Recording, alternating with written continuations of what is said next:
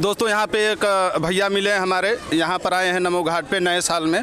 इनसे भी थोड़ा बात कर लेते हैं, देखते हैं क्या कहते हैं। क्या शुभ नाम है भैया आपका? हमारा नाम जय सिंह यादव है भैया। अच्छा जी, यादव हैं जी। तो क्या करते हैं, क्या परिस्थिति बन रही है इस समय? अगर राजनीति की बात करें तो क्या चाहते हैं? और राजनीति में देखिए बेरोजगारी बहुत ज़्यादा बढ़ गई है, लड़के बहुत परेशान हैं। जो लोग पूंजीपति के लड़के हैं वो तो अपना कमा खा ले रहे हैं, जो गरीब लड़के हैं बेचारे वो उनको बहुत दिक्कत, वो अपनी पढ़ाई नहीं कर पा रहे हैं। बाप जो है कि मजदूरी कर रहा है तो उससे उनकी फीस दे नहीं पा रहा है वो, तो उनकी पढ़ाई लिखाई में दिक्कत हो रही है, तो बेचारे अपना विदेश भाग रहे हैं वो कमाने उमाने के लिए। जी जी हाँ, यही सब दिक्कतें हैं बहुत ज़्यादा। शिक्षा उच्छा व्यवस्था सब ध्वस्त हो गया। अस्पताल में चले जाएंगे तो बहुत दलाली हो रही है। अस्पताल में डॉक्टर बिना पैसे कि आप सोचे कि ऑपरेशन कर दे सरकारी अस्पताल में, तो वो नहीं कर रहे हैं, वो दलालों के माध्यम से पैसा ले रहे हैं, तो आपको जो है दवाई इलाज कर रहे हैं सब।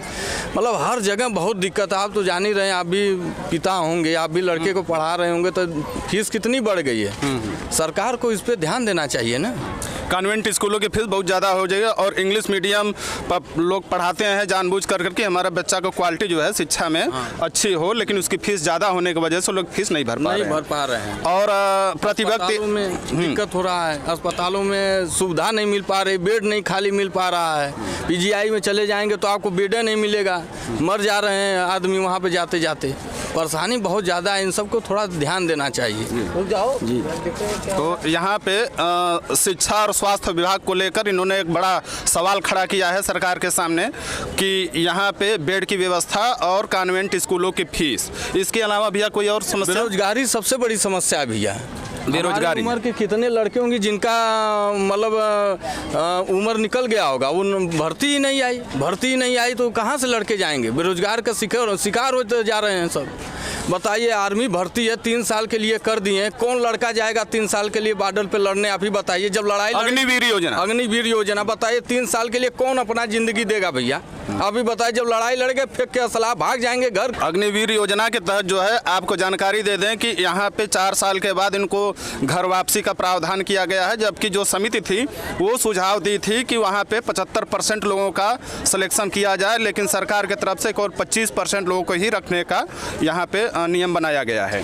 और उनको जो भी लौटते वक्त जो भी उनको या पेंशन कहिए या जो भी कहिए इकट्ठा जो पैसा दिया जाएगा वो उन्हीं के वेतन से काट कर ही दिया जाएगा। अच्छा, सबसे बड़ा मुद्दा भैया, एक बार कोई सांसद या विधायक, ये सबसे बड़ी तकलीफ की बात है कि एक बार कोई सांसद या विधायक हो जाता है, वो 6 दिन के लिए हो या 6 दिन के लिए हो, उसका पेंशन बनता है। जो 60 साल नौकरी कर रहा है उसका पेंशन नहीं बना रहे हैं। पेंशन नहीं देना तो अपना भी मत दीजिए ना। जो 60 साल नौकरी कर रहे हैं बेचारे, वो 60 साल के बाद क्या करेंगे आप बताइए? कोई बिजनेस धंधा कर पाएंगे? कोई धंधा नहीं करो, फिर वो क्या करेंगे बताइए? पेंशन सहारा रहता था तो लड़के उनकी सेवा करते थे, देखभाल करते थे कि हमारे बाबू जितना दिन जी हैं उतने दिन मिली हमें। जी हाँ, अब बताइए वो सब काट दिए हैं, तो बताइए इससे कितनी बड़ी समस्या है। हाँ, तो यही सब समस्या है, इस पर सरकार को ध्यान देना चाहिए। सरकारी नौकरी, इनकी भी कहना सही है, सरकारी नौकरी में व्यक्ति जब जुड़ जाता है तो रोज 10 बजे से लेकर 4 बजे तक वह ड्यूटी पर ही रहता है और साल भर 24 घंटा ड्यूटी करते हैं पुलिस वाले। 24 पुलिस वालों का तो 24, उसका तो कोई टाइम ही नहीं है।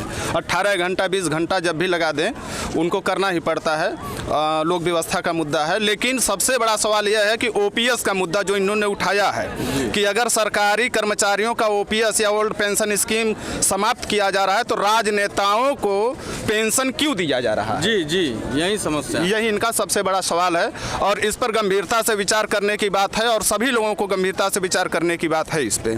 और ख़ास तौर से सरकार को इस बात को ध्यान देनी चाहिए कि एक सरकारी कर्मचारी अगर रिटायर होता है तो उसके बाद भी उसके ऊपर बहुत सारी जिम्मेदारियां होती है। बच्चों का पढ़ाई लिखाई, शादी विवाह, खुद की जिम्मेदारी होती है। अगर वह बीमार हो गया तो इस दौर में बच्चा उसे देख पाएगा, नहीं देख पाएगा, उसका इलाज करा पाएगा, नहीं करा पाएगा। इस पर भी सरकार को ध्यान देने की ज़रूरत है। दोस्तों, यहाँ पे हम लोग चाय पिए हैं, लेमन टी था, और यहाँ पे चाय पीने के बाद ये ध्यान आया कि अभी इस बचे हुए जो पेपर का कप है इसको कहाँ फेंका जाए। और सबसे बड़ी बात यह है कि यहाँ पे कोई डस्टबिन नहीं मिला काफ़ी ढूंढने के बाद भी।